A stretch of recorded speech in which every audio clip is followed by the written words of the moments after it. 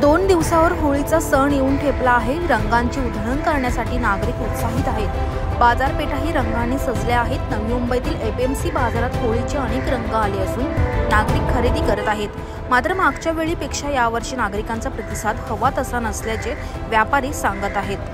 तर रंगाच्या दरात अल्प वाढ झाल्याने पुढील 2 दिवसात नागरिक मोठ्या प्रमाणात रंग खरेदी करणार असल्याचे व्यापारी सांगत असून बाजारात कोणतेही बनावट अथवा शारीरिक व्याधी होणारे रंग नसून नैसर्गिक रंग विक्रीसाठी आणल्याचे व्यापारी सांगत आहेत। त्यामुळे यावर्षी मोठ्या उत्साहात आणि आनंदात होळीचा सण साजरा होणार आहे।